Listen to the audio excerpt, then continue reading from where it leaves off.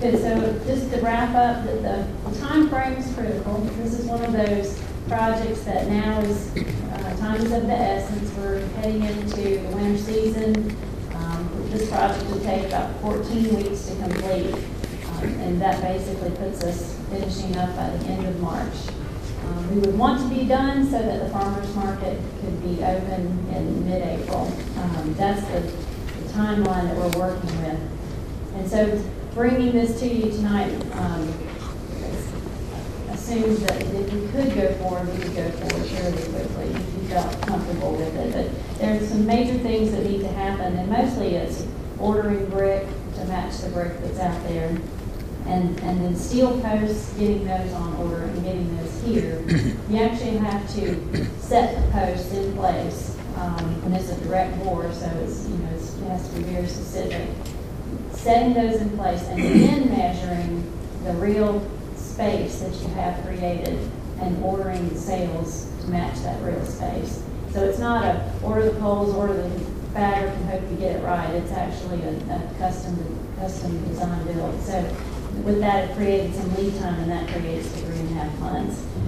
Hopefully we will have a mild winter and won't have any weather delays, but we try to factor that in too. And the most important part of this that we've left out so far is the cost, and we estimate the total project cost at $285,000, and that includes $163,000 of that is actually purchasing the steel, the sails, and the engineering of that, the design of that, and the installation of that. Covers that price, and the remaining price, the remaining gap there is created by site work, creating the stage area, installing the wood for the stage, the platform of the stage, and also the base for the seating area, doing some engineering related to that, lighting, and some signage that Pete referred to. So that's the price we come out to. And looking back at what I would consider the most equivalent permanent structure that we've built recently with public funds, and that would be the downtown bus transfer station. That shed was $207,000 itself, priced over 4 years ago. So just to give you a comparison, just the shed alone, not the parking and everything else, you're going to get you know, a permanent structure with this, but you're going to get art and architecture and sculpture, as Pete described, and the price is less, and the space is very, very, very functional and versatile. And it'll just put a smile on people's face, I think, when they come downtown. They will love it. Kids will love it. It's very festive. So with that, that's our hope that you'll be interested in this project. The timeline's great. We've got great city staff and crews that can do the dirt work and do the site work, and we have capable people that can install the project and be up and running for the spring farmers market season and in place for all the festivities next summer and fall. So with that, our staff recommend approval of the concept. It does require budgeting, and then obviously these are dollars that we identify in the parking fund that would be most appropriate for this project going forward. And so either a budget amendment, should you choose tonight, or we could bring that back on January 3rd. But I'm happy to try to answer any other questions if you have them. Well, this won't cause Mr. Wood to lose sleep all day. It's just hair. Yeah, he loves this idea. He does. His children are going to play over there. He's going to shop at that market. It's all good.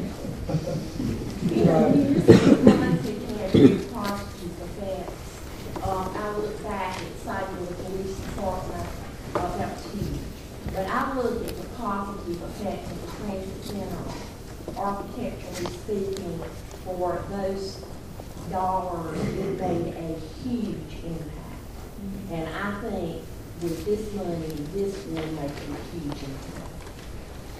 I think it's certainly be possible, and it's just a gathering place and an expansion of the market, which greatly encourage.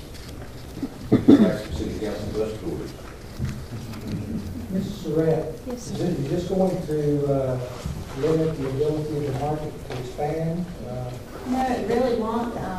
There's still space, you know, if they wanted to add 5 more booths, there's still space to accommodate those.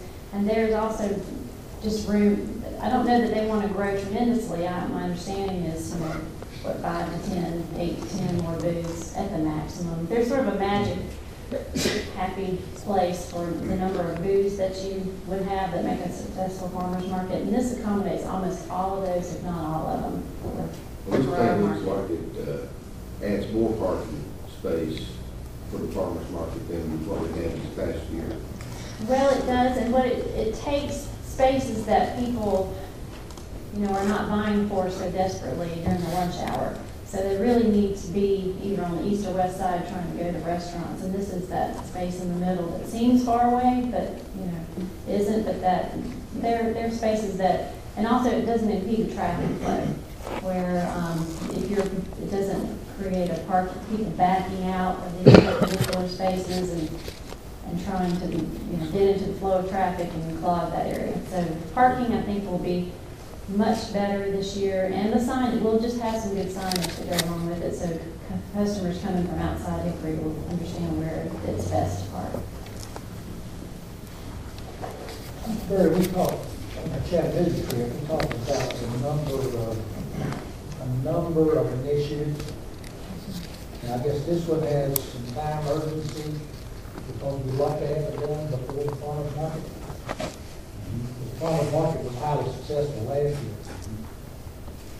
I just wonder how you think that fits in to those 9 or 10 things we talked about as important initiatives. Well, I think this is one that is kind of low-hanging fruit. And we've already experimented with the farmers market in a general location, and it's successful.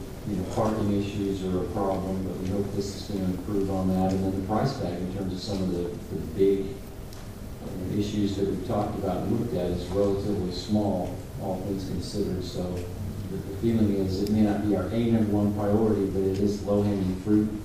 Seems to be consistent with everything we're hearing in other communities, and to move forward with it and start seeing some things happen, especially downtown. But I don't see it necessarily with some of the other things that we've been discussing and things we've seen in our visits. I just know we got a pretty huge price tag on if you add all those things up. And this would be 7 or 8% of the price tag. Less than that. That's probably bigger. Price tag could be bigger.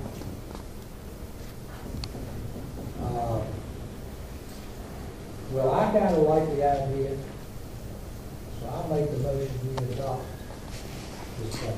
I'll second that. Motion by Mr. Wright, second by the left side of the table. I think Ms. Patton. All in favor say aye. Aye. All opposed, no. Motion carries. Excuse me, Mayor. I thought this was a public hearing on this matter. No, it's not a public hearing. So the general public doesn't have an opportunity to voice whether they're in favor or against it. This doesn't. You're going to move and do what you want to do without input from the community? We're absolutely permitted to do that, and that's what we've just done. Well, I want the record to show that there was a conflict of interest with Sally Fox and Jill Patton as part of the Downtown Development Association, members of that group, and also officers of that group who have businesses on Union Square. It doesn't matter. You do what you want to do, so I'm going to do what I want to do, which is be heard. And you can hear me now. We're going to ask for people to be heard at the end of the meeting like we always do. Yeah, but it's too late then. You're out of order right now. It's too late then, Mayor. You've already made your decision. We've already made the decision. We voted for it. All right, I'll see you in court. At the end of the meeting. I'll see you in court because this is not right. So, I can get an injunction to stop you from doing this through the courts if that's what it's going to take. Thank you. I will be back in a minute. Mr. Bird, the second.